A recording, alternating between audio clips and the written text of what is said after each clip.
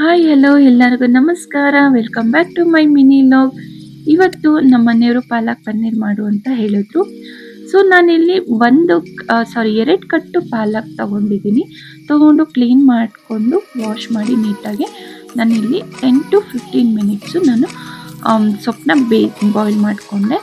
ಇದನ್ನು ಬಾಯ್ಲ್ ಮಾಡಿದಾದ್ಮೇಲೆ ಒಂದು ಪ್ಲೇಟಿಗೆ ಹಾಕ್ಕೊಂಡು ಫುಲ್ ತಣ್ಣಗಾದಾದ್ಮೇಲೆ ಜಾರ್ ಒಳಗಡೆ ಹಾಕ್ಕೋಬೇಕು. ಇಲ್ಲ ಬಿಸಿ ಇದ್ದಾಗಲೇ ಗ್ರೈಂಡ್ ಮಾಡೋಕ್ಕೆ ಹೋದರೆ ಅದು ಚೆಲ್ಲೋ ಚಾನ್ಸಸ್ ಇರುತ್ತೆ.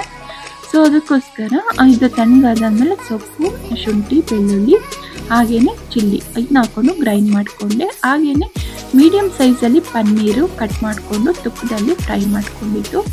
ಇದು ನೆಕ್ಸ್ಟು ಜಾರಲ್ಲಿ ಕ್ಯಾಶು, ಕಡಲೆಬೀಜ ಇದನ್ನು ಗ್ರೈಂಡ್ ಮಾಡಿಕೊಂಡೆ. ಹಾಗೆಯೇ ಫ್ರೈಗೆ onion, tomato, turmeric powder, garam masala ಇಷ್ಟು 2 ಮಿನಿಟ್ಸು ಹಸಿ ಸ್ಮೆಲ್ ಹೋಗೋವರೆಗೂ ಫ್ರೈ ಮಾಡ್ಕೋಬೇಕು. ಹಾಗೆಯೇ ಟೇಸ್ಟಿಗೋಸ್ಕರ ನಾನಿಲ್ಲಿ ಮ್ಯಾಗಿ ಪ್ಯಾಕೆಟ್ ಯೂಸ್ ಮಾಡ್ತಾಯಿದ್ದೀನಿ. ಇದು ಯೂಸ್ ಮಾಡೋದ್ರಿಂದ ತುಂಬಾ ಟೇಸ್ಟ್ ಕೊಡುತ್ತೆ.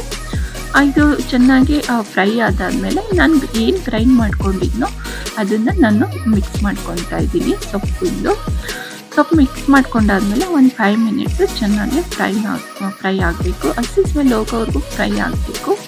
ಅದಾದಮೇಲೆ ನನಗೆ ಎಷ್ಟು ಗಟ್ಟಿ ಬೇಕೋ ಅಷ್ಟಕ್ಕೆ ನಾನು ಸ್ವಲ್ಪ ವಾಟರ್ ಮಿಕ್ಸ್ ಮಾಡಿ ಫ್ರೈ ಮಾಡ್ಕೊತಾ ಇದ್ದೀನಿ. ಹಾಗೆ ರುಚಿಗೆ ತಕ್ಕಷ್ಟು ಉಪ್ಪೆಲ್ಲ ಹಾಕಾದ್ಮೇಲೆ ನಾನು ಹೇಳಿದ್ನೆಲ್ಲ ಕಡಲೆಬೀಜ, ಕ್ಯಾಶು ಇದನ್ನು ಫ್ರೈ ಮಾಡಿಕೊಂಡು ನೀವು ಪೌಡರ್ ಯೂಸ್ ಮಾಡೋದ್ರಿಂದ ಟೇಸ್ಟು ತುಂಬಾ ಚೆನ್ನಾಗಿರುತ್ತೆ.